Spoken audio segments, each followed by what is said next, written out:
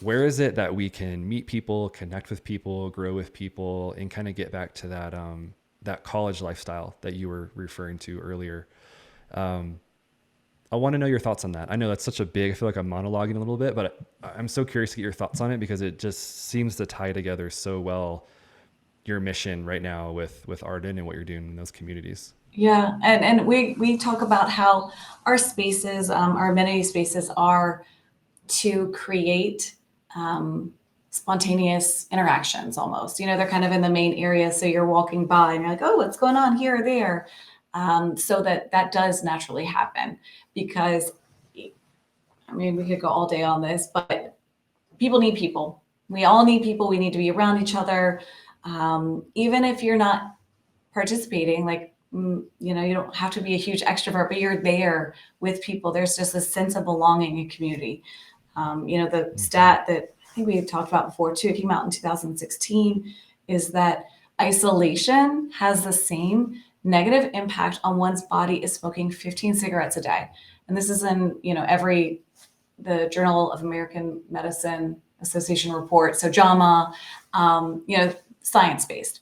You're like, Yeah. wow, okay. So if you could actually be with people, even just being with them, again, you don't have to do the things, just be with them, like in spaces, feel connected, you're going to live a healthier life. Yeah. And I mean, we saw it in COVID where isolation, it really just does some not great things to people's spirit, right? And I mean, think about when you have these little interactions with maybe a barista who remembers your coffee, like you feel good.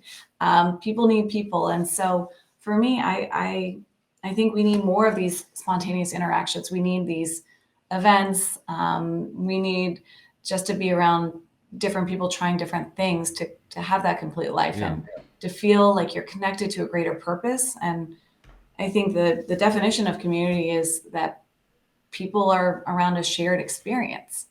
Yeah. And, even going to college, right? We went and I had nothing in common with a ton of these people, but the shared experiences is we're all there together. And so you feel connected.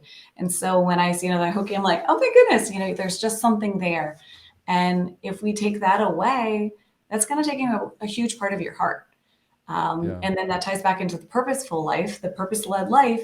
If you're taking away part of your heart, I mean, it's just, it all ties together and it's such a holistic thing. But we've, even in the isolation of our homes, we've like taken away different parts. And I'm sure it's just like our soup recipe or a doctor. You're like, you're not just treating one thing, everything's connected.